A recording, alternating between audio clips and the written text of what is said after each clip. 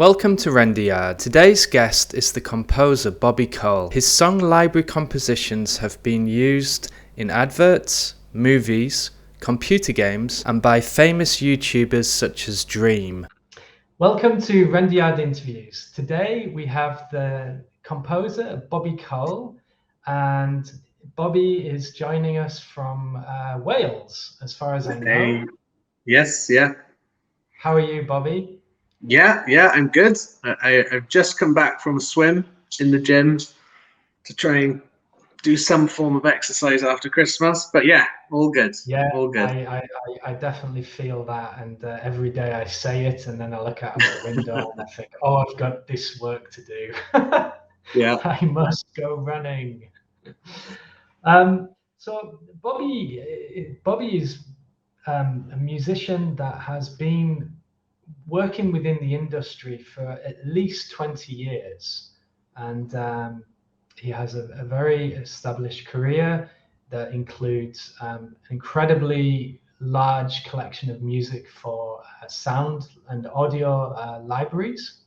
He's done composition work for well-known feature films as well as advertising, and he also has a immersive historical event production company called Histoire Productions, and he's produced work looking into the history of Titanic, Chernobyl, and John F. Kennedy, JFK. Today I would like to talk to Bobby about how he got involved in producing music and how that led to work in the film industry. Yeah, okay. Well, the first venture into library music, I was in university and we had this huge library.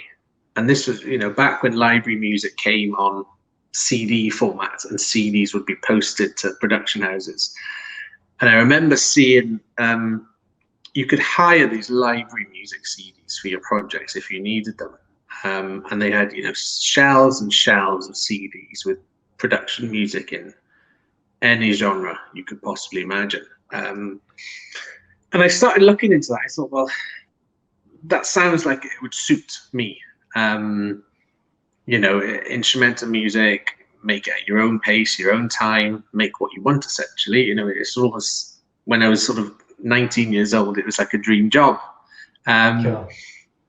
So then for my final project of uni, there was a couple of things. I did an album of horror music, and it was the final project. You had to create something, and it was quite open-ended, the brief. So I said, right, well, I'm going to create an album of library music, and I'm going to see if I can place it. Now at the same time as all of this, I had sort of written and recorded like an album of my own songs, like sort of singer-songwriter, just acoustic pop rock. It wasn't great. I've still got the CD in my studio today, but it's all part of your journey. I think I look back on stuff like that, and the songs are dreadful. All the lyrics are cliches about sunshine and dreaming and all that stuff. But it's all rainbow. It's all good part of your journey. But when I was, yeah, 100%. Like it's good. So when I was looking into library, I finished university. I was about 20 when I was looking for jobs in and around London, and on one of the UK music job boards came up Audio Micro, which is a stock music site. It's quite well known now, and they develop Advert and things like that. And this was when Audio Micro were very first. They were launching the website. So I got in touch with them and I said, look, I've got this album. It's got vocals on. I've got this horror concept album as well. And they said, well, at the moment, we're only interested in instrumental music. So I went into the multi-tracks in Cubase. I muted all the vocals and re-exported everything. And that was how I got into it. I placed about 20 tracks with Audio Micro, uploaded them, filled out all the metadata and the keywords and the tags and all the fun bits of the industry. Yes. And I started that, and I think the first month I made about $3 from those 20 tracks, and I think that's what puts a lot of people off. It is the amount of upfront energy it takes for very little reward. But I mean, I was 21. I was living in London. I was teaching music quite a lot, so I would teach guitar in the evenings. I would teach piano in the evenings. I worked at a little school, so I wasn't making much money at all, but I had a regular income to at least pay the bills. And because all that teaching work was evening, it allowed me during the day, the time, to make more songs. And 20 songs became 50 songs, which became 100 songs. And then I remember the first month when I finally made $100 for an entire month selling music online, and I was chuffed. I thought it was the best thing. You know, at the time it was about 60 quid. Which doesn't get you very far these days. But the whole thing for me was a model. And then over the next sort of 10, 15 years, I multiplied the number of tracks, and I multiplied the number of companies I was working with. And it takes huge amounts of time and effort to build sort of a music library to actually live off. But that was how I got into it, Audio Micro. That was my very first site. And those songs that I uploaded 15 years ago, those instrumental tracks, are still online, and you can still buy them and license them for a project, which is crazy. Yeah, a lot of the companies come and go, but the music will flow from one business acquisition to the next. So the music very rarely ever becomes offline. It's always living somewhere, but it will transfer between one licensing platform to the next. One company will be acquired by Sony, they will then be acquired by another company, like that Revo, there was that Revo stock company, and I used to love them, and they closed down. There's been a few others over the years that have closed down for whatever reason. But yeah, like you say, the music, has an eternal shelf life almost. It does. And as the 15-year time frame, you and I have worked together, I think, for nearly 10 years, give or take. And both of us have watched this transformation of the landscape, the music landscape, the film landscape, as things have just become more digital, more readily available, more heavily consumed via stream. When we started, I think Spotify had been around, but it wasn't old. It was the early days, wasn't it? It was the early days, and we worked with a Norwegian company actually called Phonophile, and they were later acquired by Orchard, I think, who've now who are owned by Sony. So it's like 1, 2, 3. Okay. And so all these separate platforms have emerged. Some have, stood the test of time, like TuneCore, which is obviously, an industry standard. But now, there are many other things nipping at the heels of those larger companies who can just maneuver much faster. They're not held back by so much red tape. And we were always playing a game of let's just find the right place to place the music, and if it's not performing, then let's pivot and place it somewhere else. And I think one of the things that's interesting for your career is that you've always had the ability to just develop and change the style of music. You've been able to work under lots of various genres, different styles, and you're able to adapt to what's required now, what's in vogue, and then move towards that. Can you give us an example of an area that may be more relevant over the last year? Well, I certainly think, when I first started, YouTube was mainly for watching, videos of cats, or it was You've Been Framed, but online, essentially, when when YouTube first began. Now it's become something completely different. And in terms of the income that used to get generated from the music sites, YouTube, and particularly the whole content ID world, and fingerprinting a piece of audio and then finding out where it's being used, it's still in its infancy, really. I know Advert's been around for a few years, but there's a lot of other sites now that will track, Twitch, TikTok. There's companies that can fingerprint that audio file, that exact waveform, and then scan a whole bunch. And I think over the next 10 years, we're going to be seeing more. We're going to be seeing, more sort of YouTube sort of content ID style systems, but for other websites. That's it. Even things like Roblox, Minecraft, things like Fortnite, all these online gaming worlds where music is being used. Like my son plays Roblox. He's 8 years old. Yeah. And there's music constantly in the background. And I've heard my own music track. It's always there. And I'm thinking, well, I'm not getting paid a penny at the moment for music from Roblox. You've heard your own music on Roblox? Yeah. Many a times. Awesome. I've been sitting down cooking dinner and Jackson's watching a YouTube program, always playing a Roblox game, and I'll hear a random track pop up of mine. Wow. I mean, he doesn't care less. He just wants to he doesn't know. defeat the dragon or whatever it is he's doing at that point. But it's interesting. But I think all of those content ID systems are going to get, hopefully, there's going to be more and more of them applicable to different sites. Yeah, I mean, you and I, we just we received a royalty check from TikTok that I had no idea was even possible. So now, I mean, it went back almost 2 years of streams, but it was all places where your music had been recognized in one form or another, be it a 5-second clip or a 1 minute, TikTok video.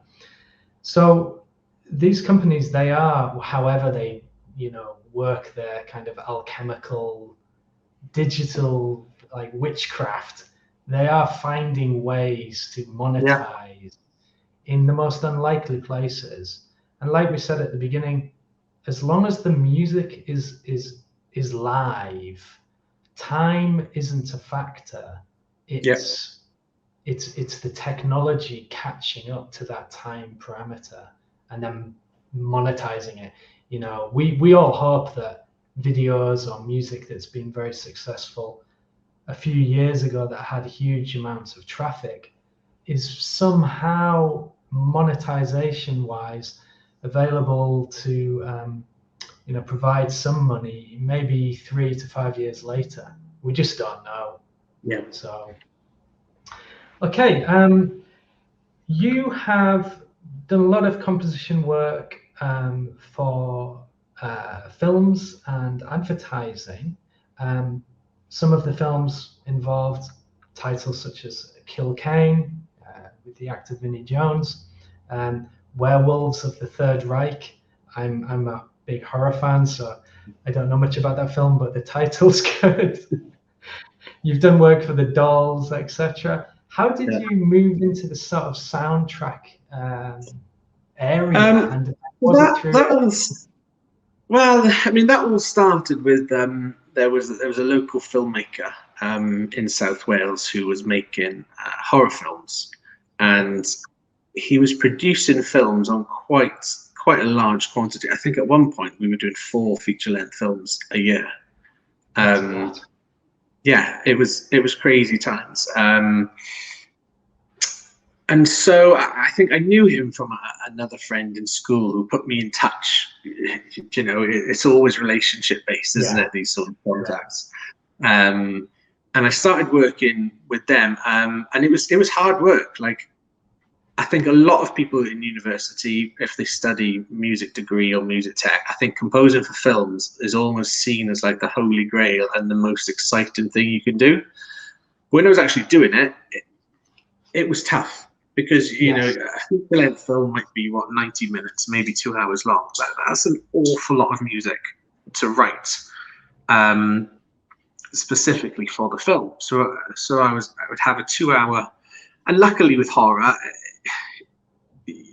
you can be a little bit more, you know, a tense scene is relatively straightforward to score, but it's still hugely time consuming.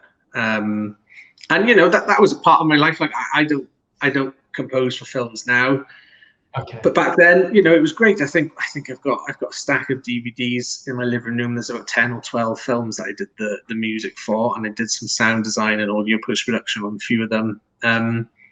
Yeah, that was a time in my life. It was great, but it was busy. It was hard as well. And it wasn't what I thought it was. Like I probably wouldn't want to do a film again now, if I'm honest. I'm quite happily to say, yeah, I don't want to do that style of work again.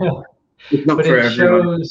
It's not for everyone, but it shows that you've had the variation to approach, you know, that area of music. You've tested the water. You've obviously seen what the revenue is like, if it's been okay, good, bad, etc.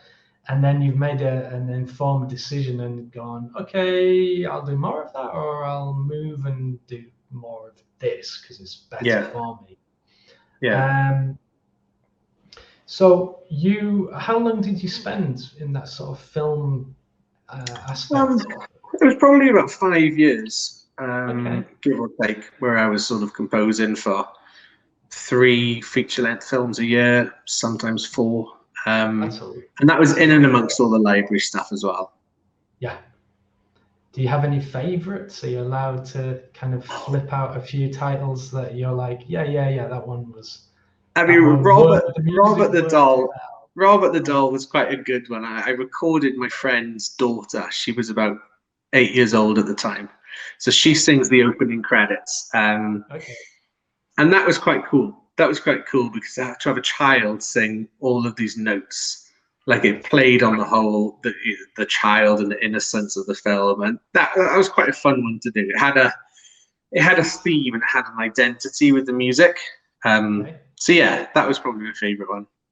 Cool. So hit up IMDb and look for Robert the Doll and see where you can stream it. No, that's really good. And do you ever kind of look back on the work that you did as a teacher? Is there any part of you that would like to explore the aspect of taking your skills and training, not a protege, but, you know, an intern, or bringing some kind of just passion to kind of, you know, the younger generation, the college generation? Yeah, I used to teach a lot. It's finding the time for it now. It's finding the time. So I used to teach, you know, a lot of private lessons. I used to work in a school in West London. I'm working with a musical theatre company at the moment. I'm sort of going in the odd day here and there, sort of working with them. It's hard. Like, it's great to do because it's very rewarding, that sort of thing, especially when you find a younger generation or a younger person that has got a bit of fire and wants to do it and has a bit of drive about them. But yeah, it's hard to find the time. It's hard to find the time. It's time consuming, and everything is kind of counted in how many hours it takes and what can I get done with a day. So it's I think it's very important that, as you know, people in the industry become successful, they should try to, in any way they feel comfortable, have an aspect of their business or lifestyle where they try to give back, not financially, but just the knowledge that we've gathered. 100%. Knocking our heads off a wall for like 20 years. You know, there's a few nuggets of gold there. It's also like, when I was younger, you know, there's people that I look back on that helped me you know, I know a piano player in West London that taught me, and I taught him guitar lessons to say thank you as a payment. And there's various people throughout the years that have helped me, you know, get to this position. So yeah, definitely, I think it's quite important that you know, everyone has someone that has helped them get a leg up the ladder, if it were. Definitely. Yeah, and even at this stage, we're always still looking for assistance, looking for support. Nobody knows everything, and the paths that we're treading are new on a daily basis. You know, we're always encountering like problems, easily one a week. We're like, how do I fix this? What am I supposed to do now? And you need a network to be able to communicate with. You know, these videos are a way to, you know, reach out to, you know, a large amount of people that Renderyard has worked with over the years, and just pick their brains and you know, try to share some of these ideas and give inspiration to, you know, the viewers that come across the videos, the streamers that listen to the podcast, and you know, and people can also reach out to the people in the interviews. Very easy to find on Google, etc. They can find the websites or LinkedIn, and so you should always try to further where you are now, and that just takes a little bit of you know, you have to kind of feel the fear and do it anyway, as they say. Yeah, definitely. Over the last year, you've been working on a new company called Histoire Productions, and I've seen quite a lot of activity around an immersive historical event based around Chernobyl and the historical events there. Can you tell us a little bit more about that, please?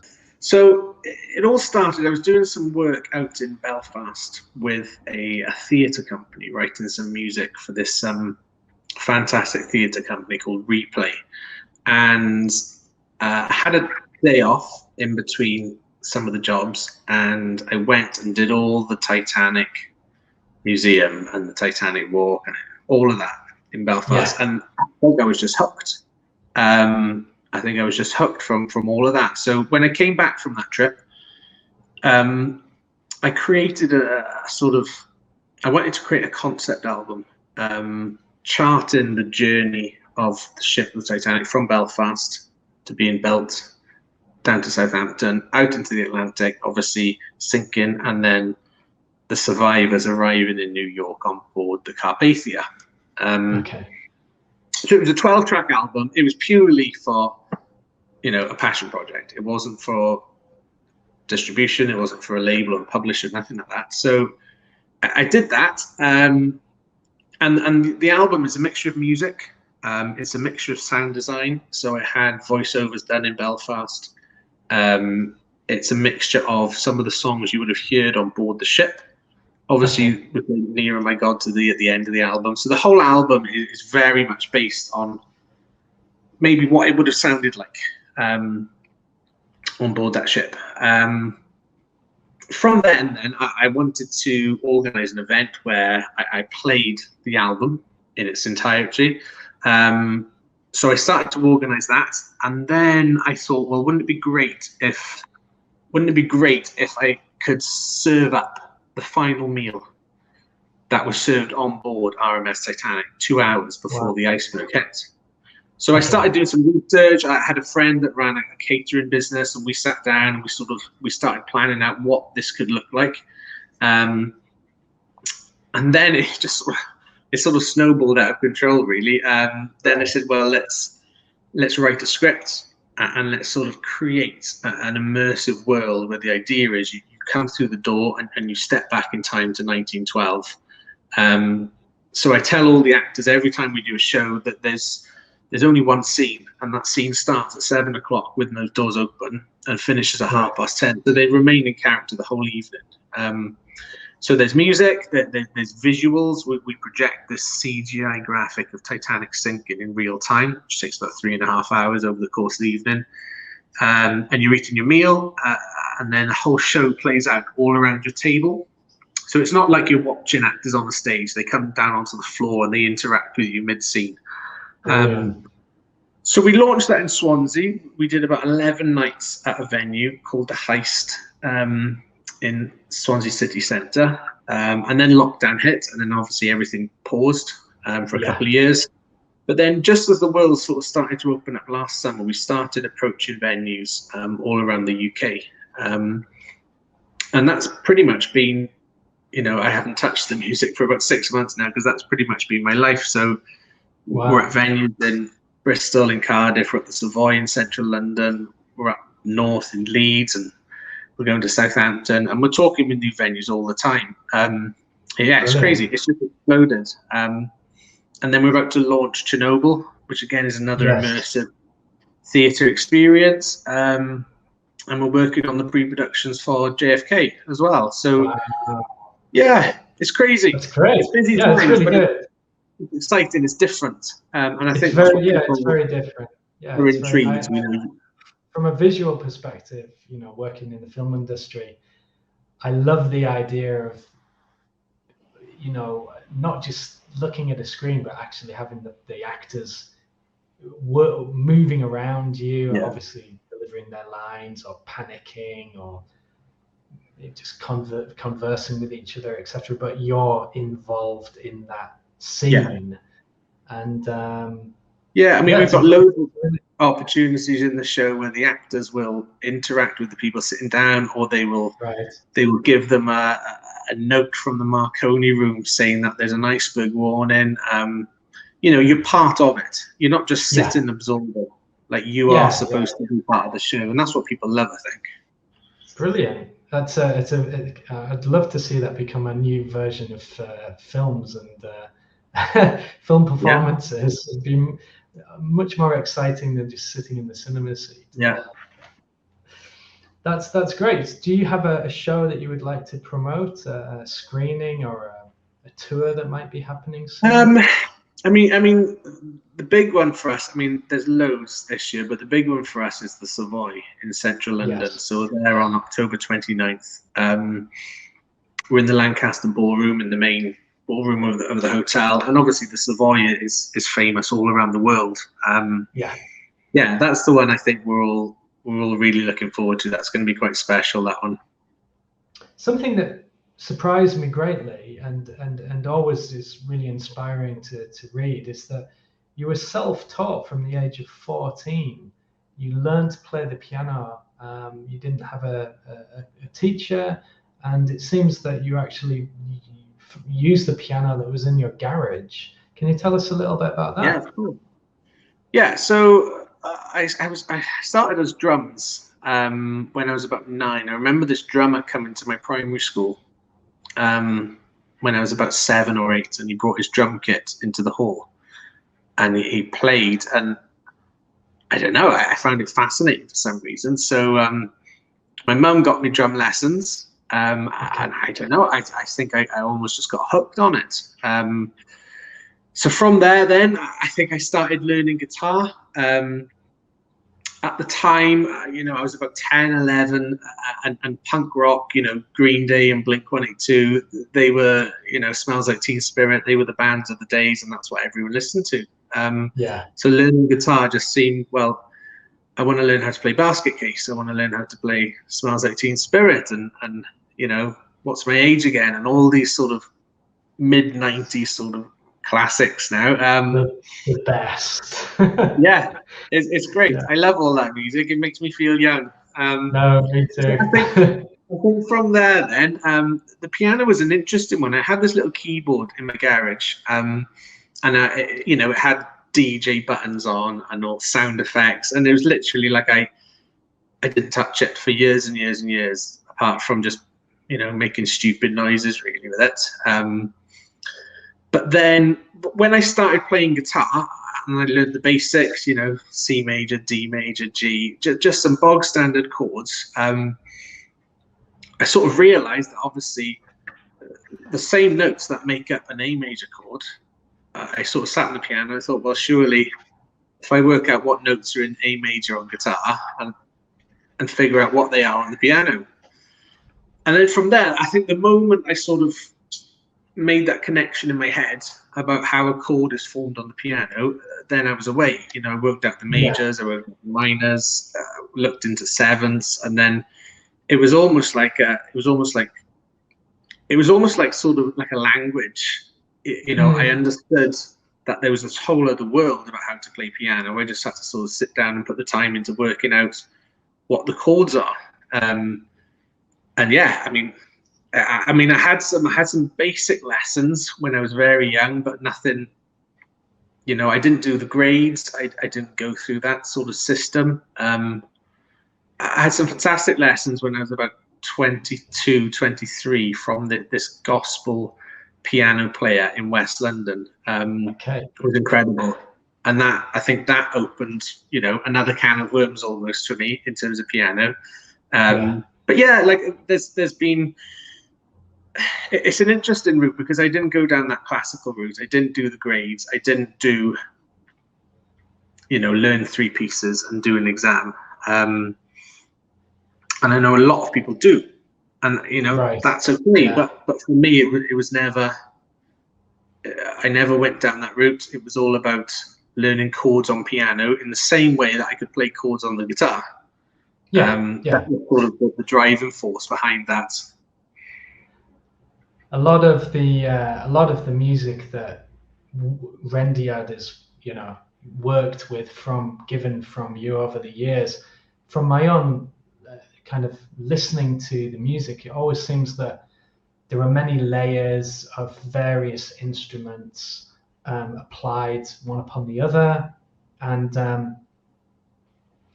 my own interpretation of that is that you have a very high repertoire of being able to just acclimatize to different musical instruments, different sounds, and therefore treating the kind of musical instrument availability as a collection of tools.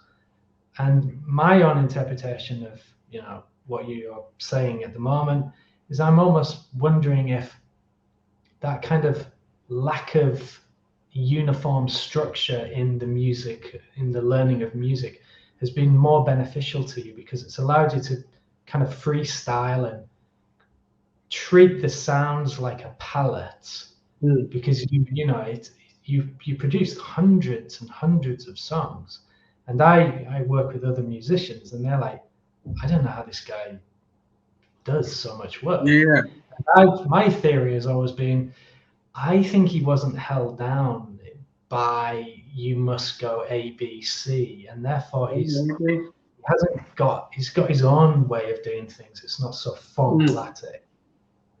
I think as well I think what I've enjoyed quite well is because I can sort of play a few different instruments.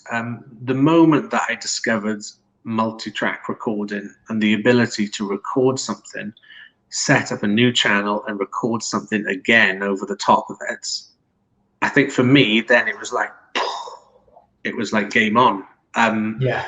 Because I didn't have to rely on other musicians to pull in. I could sit there at the computer and I could record all these layers myself, and that was a dream. That was a dream for me. The moment that sort of I got into multi-track recording using Cubase and the computer, you know, that was fantastic, because it meant I could sit there and layer up these tracks myself and not have to rely on anything. And I think that's what I guess worked very well, building that library of songs. What's your kind of, you know, obviously you can't say by the hour, but what's your kind of work turnover? Is it a song a week, song every 3 days, or is it just as you feel inspired? Well, I think at the beginning, like, you know, like you just mentioned, it's a grind, and I think in my 20s I was sort of working almost every hour under the sun. You know, I'd wake up at 7 o'clock, I'd make a cup of tea, and I'd sit at the computer and I would start making songs, basically. And I would do that until about 4 o'clock. And then I would teach from about 4 o'clock until about 8 or 9 in the evening. So I remember, it was my early 20s. I was full of energy, and I guess the driving point is essentially, however you sort of frill it up, the driving point is to make money. Yeah, that's it. So I was living in London, which is a very expensive city to live in, and I was barely making anything. So I think for me, the driving point just was to have a better quality of life, almost, in terms of living in this flat on the very, very outskirts of London. So I think that was my early 20s. It was teaching sort of late afternoon, evening, and writing music. And then gradually, I didn't have to do as much teaching. I took less and less of that on in the evenings because the music was generating more income. And then I don't do any teaching now. So it's pretty much just music. But in terms of hours, like I'm not a night owl. I'm not even a morning person. I'm sort of somewhere randomly in the middle of the day. I guess living in the UK, we don't have weather as nice as you do in Spain. Yeah, I think if the sun was shining, I wouldn't get much done. I think it would be a nightmare. So I think when lockdown first happened as well over in the UK, the weather was glorious, and it was just it was wall-to-wall sunshine, and it's one of those ones that you don't want to be stuck in front of a computer when the sun is shining and the skies are blue. So I don't tend to get much done over the summer months, July and August, and then I sort of knuckle down for the winter almost and do all the work then. Yeah. But yeah, no, I think I start at 9 o'clock. I normally do a 9 till 5. I start the week quite enthused and driven. I know a lot of people that hate their job and they don't look forward to Monday, but I'm the opposite to that. Monday morning, I'm game head on and I'm ready to go. By the time it comes to Friday, it's a different story. I think my productivity and my drive decrease as the week goes on. So it just gets less and less by Friday. Then I'm thinking 1 o'clock, I'm done now. That's it. Let's go and have a weekend. Cool. One question I had is, how do you approach commercial companies? How do you get your music in front of commercial companies to be used for advertising, or just network use? I mean, you've produced work or you've had work used on MTV, British Telecom. Very famously, you composed music for the US Hell's Kitchen, and Cartoon Network, National Geographic, Red Bull, Virgin Media, etc. Have you had an agent involved with getting your music in front of these people, or again, is it just part of the library? It's wealth of tracks and their availability.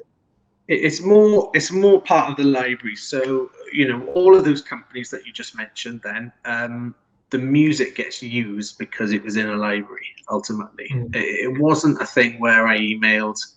I didn't email Red Bull and say I've got these songs. That was Red Bull looking for music in the library, and they selected my tracks. And again, for me, I know there's composers that go out there and proactively search for jobs, and that's fine. That's one way of doing it. For me, it was great because it was almost a hands-off approach. It was, I don't get bothered by these companies. I don't have any contact with them in that sense. I can sort of sit back in my studio, make the music at my own pace, with no deadlines, with no budgets, with no, faff around the paperwork or anything like that. So for me, it worked out really well in that sense because I could just supply the libraries and, it gets picked up by, like you said, all the lists that you just made then. Having such a wealth of music in your library, can you tell us roughly how many tracks are available at the moment? The last count was 14,000. Wow. which is crazy. You know, that's a lifetime's work essentially. I know. We manage over 3,000 tracks. 14,000 is just amazing. But for everyone out there, that's over a 12 to 14 year time frame. I'm thinking. Level of production. You know, Renderyard has seen two very big successes. One was again during the pandemic, probably because everybody was at home and streaming films and music was just one of the daily things that people were doing to keep themselves entertained. We had one of your songs reach over 3 million streams within Amazon's Music Unlimited platform. And, you know, every month we just see the numbers. They started curving up, or hockey sticking, as they say. And it just kept going and going and going. For over a year, it was amazing. You yourself, you had success with a very famous YouTuber, a streaming gamer called Dream. Can you tell us a little bit about that and the success of that song? That was hilarious, actually, when that first started. So it was about 16 months ago, 18 months ago, somewhere like that. I remember seeing a little spike in the streaming for this song in particular. Now I put a lot of music online on Spotify and everything, and you know, made next to nothing from it. Maybe 100 quid. The streams, and you know, that's, to be honest, that was what I was expecting. I wasn't expecting, you know, miracles, because ultimately it's instrumental music. It's music written for libraries, and 9 times out of 10 is placed behind dialogue and speech and narration. Right. So the idea is you don't really want to draw attention to it. It needs to be in the background. So then I started to see a little bit of a spike. And I was averaging 20,000 streams maybe a month. And then it spiked up to 100,000.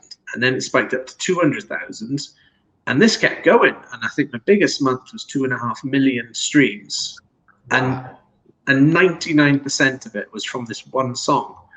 So I went onto YouTube and I did some digging for it. And it was a song that was used by this YouTuber called Dream. And he plays Minecraft, and he streams Minecraft, him playing Minecraft basically. And this song was used for something called the Manhunt series, which I have no idea what that means, Mark. That sounds good.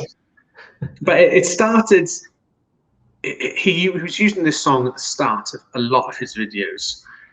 So every video was getting, every video was getting 40, 50 million views on YouTube.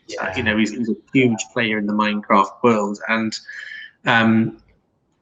so a lot of the kids then were listening to this song whilst they were gaming. So if you go to YouTube now and look for the song, there's versions of it where people have looped it for 10 hours.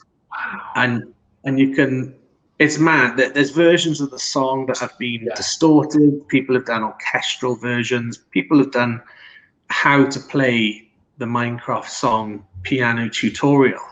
And there's some kid with his piano showing you with his fingers how to play all the notes. And it was hilarious. It was really funny at the time watching it explode, because there's an old jazz musician from New York who died. It was also Bobby Cole. So you read a lot of the comments, and everyone thinks I'm dead. Yeah. It was hilarious. I tried to keep up with it when it first started, but now like some of the videos have 20,000 comments, and it's just like, I know there's a Reddit thread, there's loads of Twitter dialogue, there's somebody, you know, trying to directly communicate with the YouTube streamer called Dream, and I can't keep up with it. A rabbit hole of Well, when that first started happening, I was approached by an agent who wanted to represent me. I had people emailing me. It was like, it was hilarious. I was around my mum and dad's house the other day, and they have a little. Well, they've got one of those little Google things. Hey Google, play Hey, Fleetwood Google, Mac. yeah, So yeah. Dad goes, "Hey Google, play Bobby Cole," and obviously the song that plays out is the one from the Minecraft video, which Awesome. is it's hilarious. It's That's hilarious, man. But again, with music and with library work, it's almost like you don't know when lightning will strike. You yeah. I absolutely mean, no idea. I guess just to kind of reference what we're discussing here, let's find out, when did you actually record that track? So how many years Years or how many ago, months? Yeah, 10 there you years go. ago, 10 years and it ago, probably did nothing for 9 years.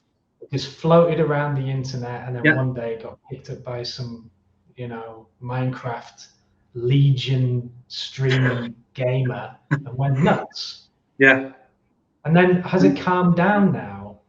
That spike. How long did that spike last? Marginally, but no, it's still averaging over 1 million streams a month. Wow. Yeah, it's Crazy crazy. stuff. Crazy world we live in. Yeah. Okay, so would you like to tell our viewers and listeners where they can find you? Are you on social networks? Do you have a Yeah, website, etc.? yeah, of course. Yeah, I mean, so yeah, you can find me on Facebook, Bobby Cole. My website is bobbycole.co.uk. There's a YouTube channel with some of my things on under my name. And Histoire Productions is histoireproductions.com as well for the immersive shows. I think I'm on LinkedIn, but I don't have much to do with that. My PA does a lot of the LinkedIn and Insta and Twitter for me. Oh, you're Um, on Instagram, are you? yeah, yeah. But Okay, yeah, if you want to reach cool. out, feel free, definitely. Brilliant. Thank you very much for your time today, Bobby. That was a great interview. Thank you. Thank you very much.